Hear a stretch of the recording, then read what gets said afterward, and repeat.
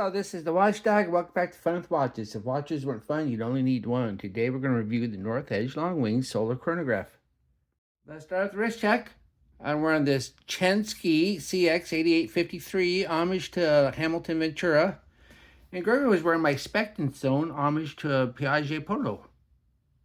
Grogu said Han Solo was upset. He was smuggling in frog eggs by hiding them in the coffins, and now that Princess Leia put a 90-day hold on the Trade Federation tariffs, the price has dropped so low he can't get rid of them.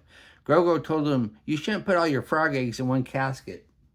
All right, let's take a look at the watch. It comes in this typical North Edge box. They all look like this. I've never had a North Edge that didn't come in a box like this.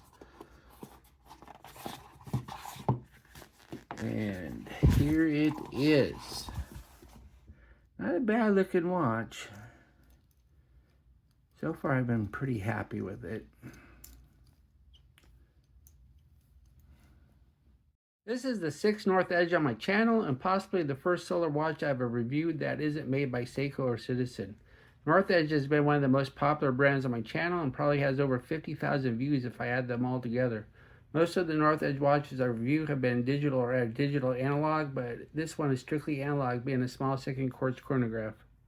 This movement seems pretty basic, with the main standout being the solar power. One nice thing about a solar chronograph is you can use the chronograph all you want without worrying about a premature battery change. The first North Edge watch I reviewed, the Mars, had all kinds of different colorways. This Longwings only has one colorway and you're looking at it. The steel bracelet is also the only option. The watch is 41.9 millimeters if you measure at the bezel, 48.7 millimeters lug to lug, which is a decent lug to lug considering how big it is. But it's 14.3 millimeters thick, which is kind of thick for a quartz.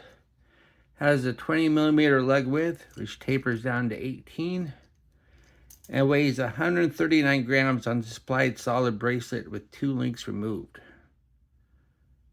The bezel is ceramic, and it's pretty thick.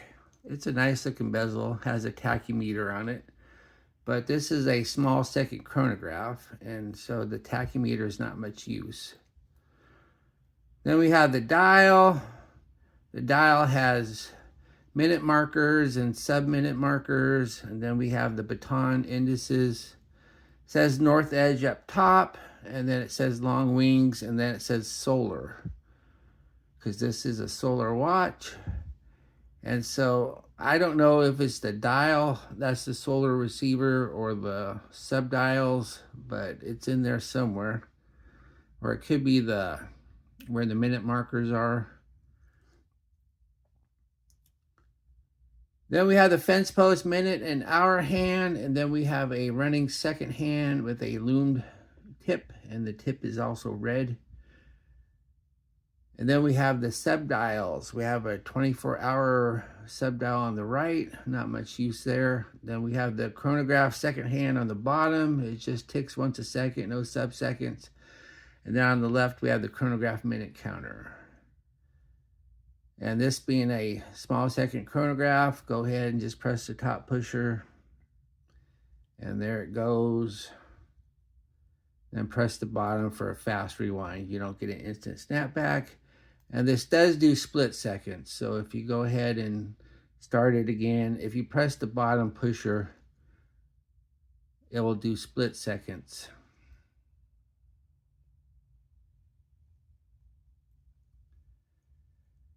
Then we have the crown. It's a unsigned push-pull crown, and the movement does hack. Of course, it's quartz, so that's pretty usual. And then we have the pushers. They're not lock pushers. And this is a 50-meter watch. So take it in the water at your own risk. You should be okay at 50, but just make sure you don't press them pushers. Then we have the case. Case is nice. It's a little thick, once again, but it's nicely brushed and it's nicely shaped. And the lugs do slope down, so it sits flat on the wrist. So I like the finish of the case and the shape of the case. I just wish it was just a little bit thinner.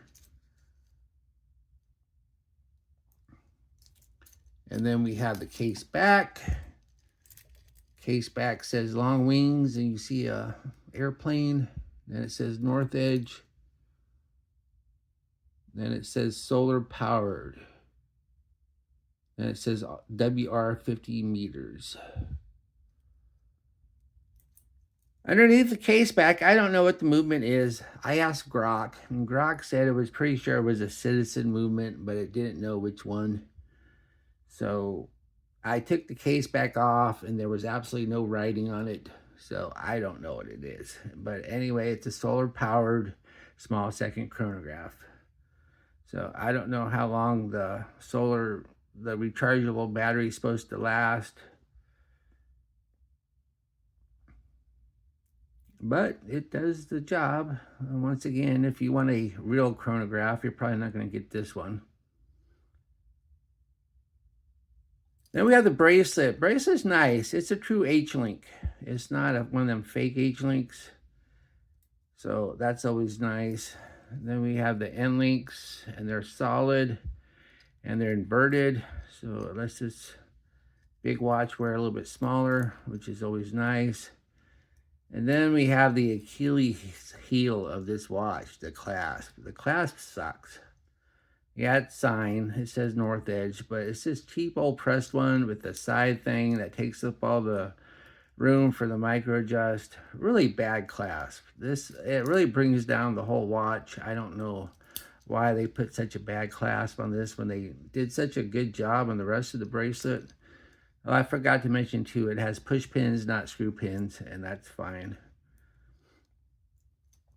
But no, not happy at all with the clasp. Here's the watch on my 7.5 inch wrist. That looks nice. That wears nice. And I forgot to mention too, the second hand is hitting the marks. I removed 2 links, so it could be a little bit longer. And good luck trying to find links like this. And I don't know if you can ask for more links or not from these stores that sell North Edge watches.